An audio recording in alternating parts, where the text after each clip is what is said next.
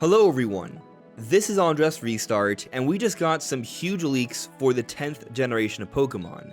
9 beta images from an early 2024 build have just gotten out there this morning, and we're going to be taking a closer look at them to try and get a better understanding of how the 10th generation of Pokemon is going to look. Now keep in mind, these are beta images. This is from an early build. This is not final by any stretch, it's not close. There's going to be a lot of missing textures, weather effects, physics, lighting, all that stuff. There's a lot going to be missing here, so it's not going to look nearly as good as the final version that we expect to start seeing, or at least close to the final version, later this month for a Pokémon Presents celebrating the 30th anniversary. So just keep that in mind when we dive into these images here. That all said, from what we're seeing, I feel like we're seeing some pretty cool stuff, so let's get into it. So with this first image here, we are seeing an underwater environment. Now keep in mind, from the Terra leaks, we already understand that with this next set of games, there's going to be underwater exploration. We've never seen this level of exploration underwater in a Pokemon game before, because the last time you could actually dive underwater and platform around, from what I remember, was for Generation 3. So this is going to be a huge leap here in terms of areas we've never really quite explored in a Pokemon game. Now I do think in Pokemon Snap there was some underwater exploration with new Pokemon Snap, but that's not a mainline game, and that was on rails. This is going to be on a whole other level here. And so again, while there may not be a lot of details here because this is a beta image, we do see an interesting looking water environment. I do like the pinks we're seeing here. It looks like there are some cool little effects off into the distance. I assume that's like sunlight shining through the water. And so there's already still some decent looking effects here. The geometry is not even that bad. Like, this is fully textured and proper lighting is put in with some Pokemon around, some other little effects. Like, this could actually look really good. So I like what we're seeing here already. But let's move on to the next image. So this one's showing off a icy, snowy environment. We saw this in Scarlet and Violet already, so this isn't anything too new, but it does look a lot better even with this very simple version of it. The geometry seems to be a lot more sophisticated with the mountains and such, and you have very icy looking rocks, or just plain ice and glaciers, and then actual rocks. And as you notice here, there's actually like some flags, so this looks like this is supposed to be some sort of path that you race through. There was something like that already in Scarlet and Violet, so it's interesting they're bringing that back, but we actually can even see some flags up here as well. And there's an entrance into this mountain. Now this isn't anything new, but the way it's being depicted, even though, again, this is a beta image, is far more detailed. There's a lot more to it than what we saw in Scarlet and Violet. So clearly, even with this early footage that's missing a lot, we're seeing significant steps up here, and so that is interesting to me. Here's another interesting one. We see what is a desert, and we see some more rocks that, again, look to have better geometry than what we saw in Scarlet and Violet, but we're also seeing some trees that look to be a little bit better as well. Now, beyond that, what I also find interesting about this is that we're seeing tropical trees in a desert environment, so this is almost giving me close to Oasis-like vibes here, which, if I'm not mistaken, we did not see in Scarlet and Violet. So that's nice that we're already starting to see a little bit more variation, a little more variety to the environments where we mentioned the underwater stuff. That seems to be a step up here. Now, this is me maybe just kind of thinking too much about it, but I do like the level of elevation we're seeing with these sandy little hills here. There wasn't as much elevation with giant sandy hills in Scarlet and Violet, so that's another thing that perhaps is like an interesting improvement we're seeing with just these beta images. Now here we see clearly a very early look of a Metropolis. Like, look off here into the distance for the mountains. Like, they're shiny, right? We've just looked at some images where they don't even have that effect going on. So clearly this is really early, where we're missing even more textures. Like, this is obviously not going to be the final texture, not even close. Now, will the windows have depth?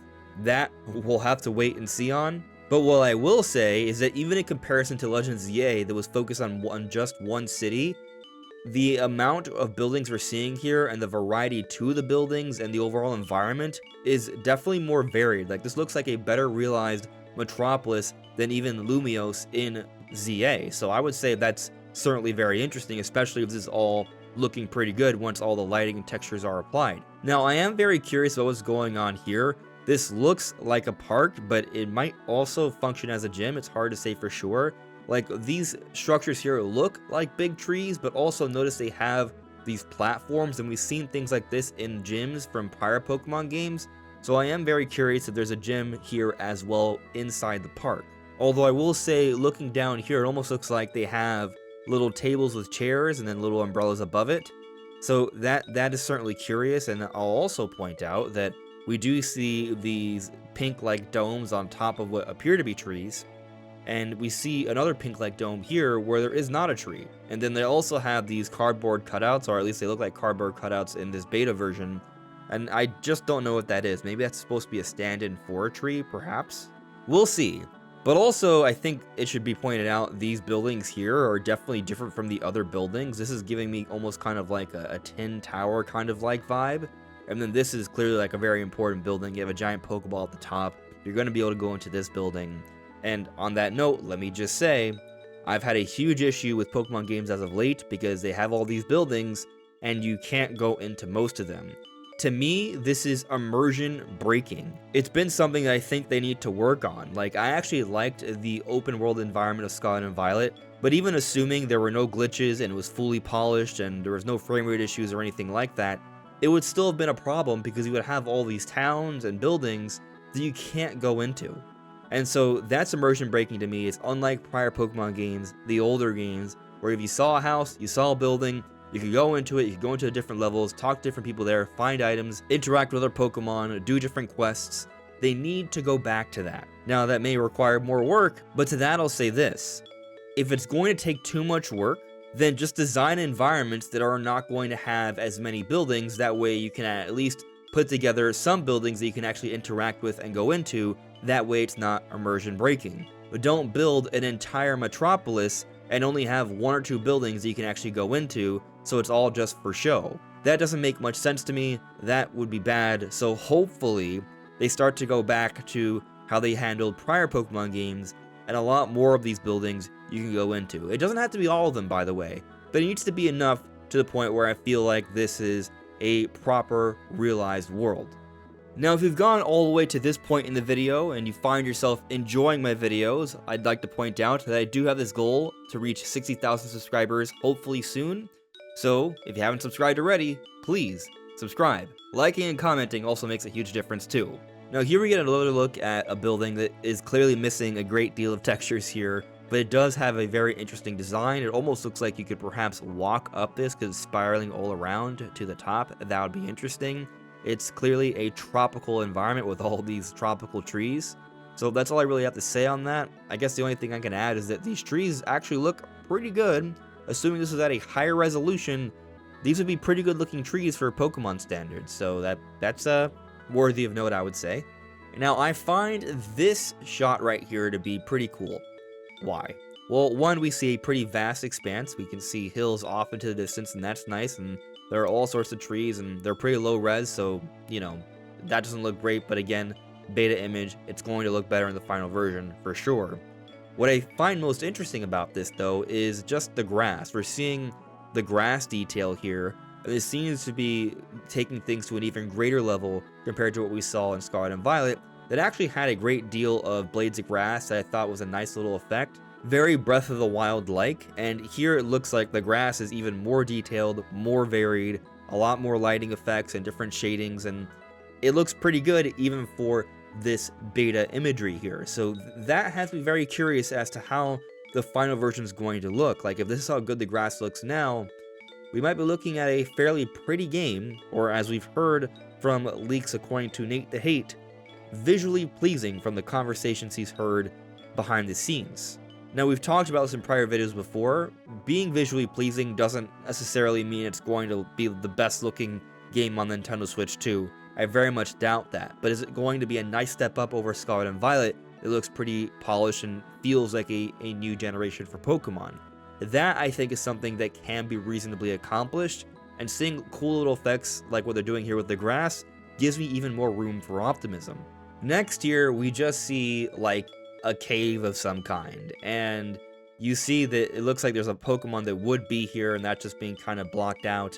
but we can see like the rock texture, the trees off into the distance. It seemed to actually have some pretty good detail, even though it's low resolution. And this is just another example of how it looks like they're stepping things up from a level of texture detail in this game. Like, there's some pretty good looking textures here for Pokemon standards. If this is at a higher resolution with better lighting and all that kind of stuff in a final version, I think it's going to look pretty good.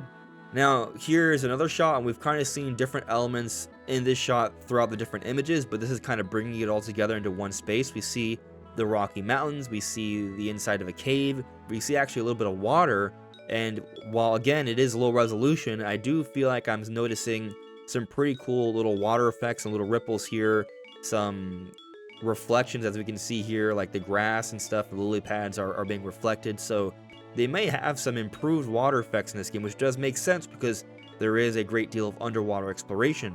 So that looks to be taking a step up for Pokemon standards, and there's actually a decent amount of variety to the plant life here, the flowers, the grass.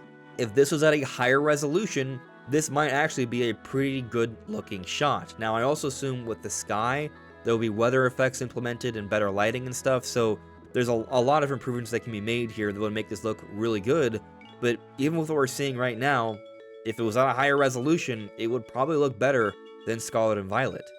And this is the last image we have here. There's something red off here to the right. I cannot make out what it is. Maybe it's like a portable Pokemon Center or something. We saw that in Scarlet and Violet. Here, there's probably supposed to be some kind of Pokemon or something. But you'll also notice there's a different type of grass here. It is a different environment, so there's going to be variation to the plant life. That's pretty well understood already, I would imagine. We do see a nice little dirt path. But what I find interesting here is we see more opaque water, or perhaps mud, but also there are mangroves here, which is really cool. We haven't seen mangroves before, at least not in a 3D Pokemon game, not to my recollection, so that's pretty cool looking. And that's just more different types of environments we're going to see here, which, you know, really works well if you're going to have different types of Pokemon and different types of environments. But there is something off here into the distance that I find highly curious. It looks like a giant tree that has been broken down. So that's pretty cool. Why is there a tree that's so massive? And even though it's so massive, bigger than everything else around it, it's also broken. We can't see what it would be in its full form if it wasn't broken. So that has some interesting history that's implied there. I hope there's a lot more giant structures like this with this next Pokemon game, because then it'll start to give me more vibes kind of like a Xenoblade, for example, where you see these giant, beautiful structures off into the distance, and it has you wonder what's going on with that. But that's pretty much all my thoughts on these latest leaked beta images for the 10th generation of Pokemon. What do you make of them? Is there anything else you noticed that I didn't? Let me know in the comments below. This is AndresRestart. Thank you so much for listening and watching, and I will see you all really soon. Take care. Bye.